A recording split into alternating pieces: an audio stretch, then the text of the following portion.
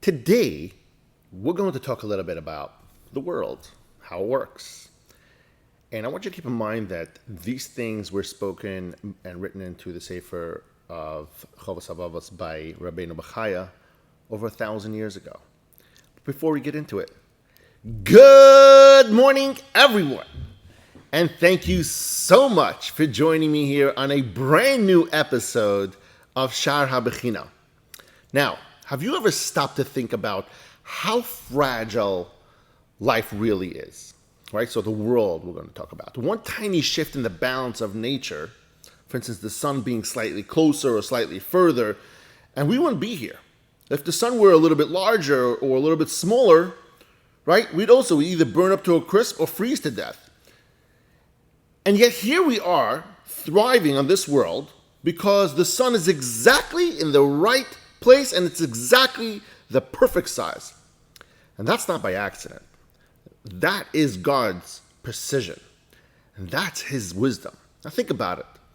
Light itself, if you look at it as how long it takes to travel, do you know it takes 8 minutes for light to travel from where it is, 93 million miles away, and that same light is converted into energy, into food, into fuel for our bodies.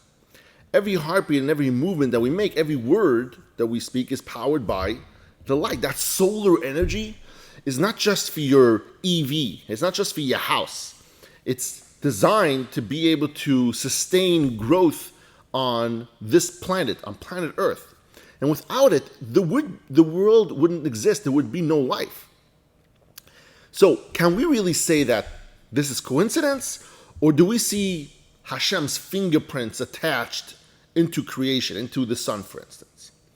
And now let's talk about sound. And again, this is Rav Av talking about these things over 1,000 years ago. If you think about sound, for instance, without sound, there would be no communication, no civilization, no learning Torah, no singing songs, beautiful songs.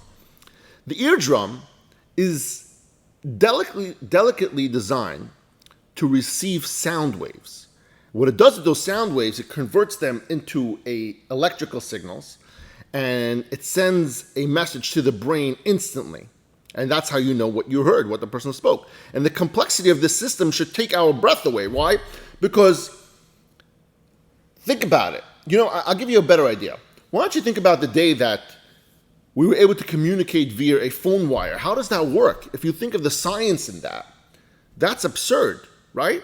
And now it's just normal because we've had it for so many years. It's just you pick up a phone, you talk to someone, you send a picture on a phone and it just goes through the airwaves and they just get a clear picture of exactly what you're seeing.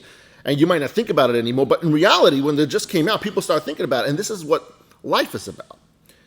We take it for granted because it's just been here for so many years since the day, we've been born and every human being on this planet has been born.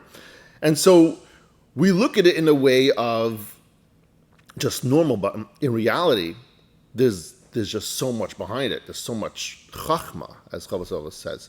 There's so much, wisdom involved in that as well. And then there's gravity. So we don't give much thought to gravity, but without gravity, technically, life would be impossible. The precise balance of gravity is what keeps us firmly on the ground, not flying off into the space, and yet not crushed, like pushing us down.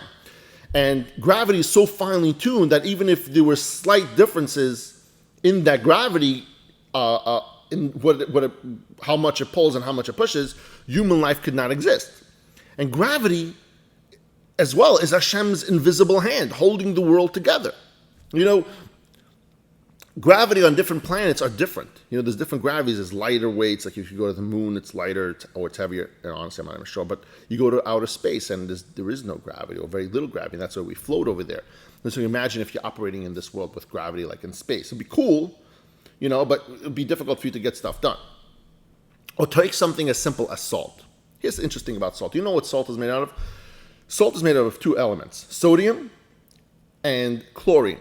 And what happens with it, those two things, sodium and chlorine, are both poisons. You pour them onto your skin, you're going to burn your skin. But when you combine them together, Hashem combines them together, we call sodium chloride. Sodium chloride is also known as table salt. And Salt is actually a necessity for our bodies. We need salt in our bodies in order to survive.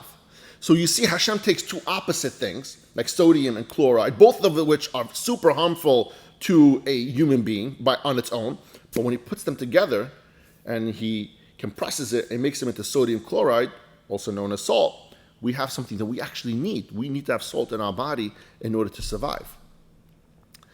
And we see that it's not only things that Hashem puts over here for our favor, but also the way to look at it, that Hashem takes different things, combining them, and makes them also into our favor, even though they might be poisonous on its own.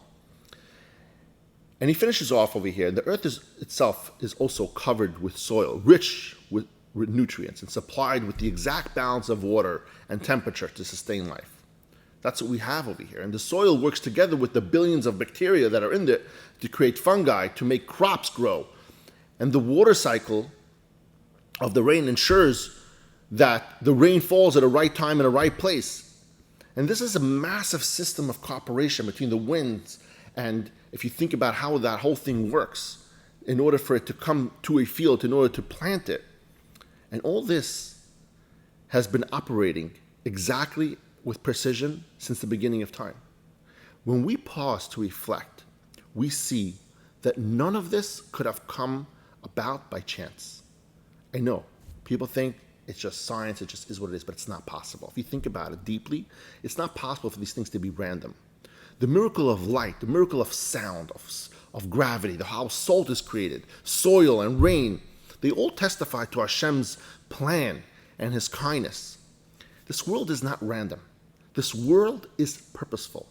And the purpose is super clear, so that mankind can live, thrive, and recognize that there's a God, that there's Hashem behind all this.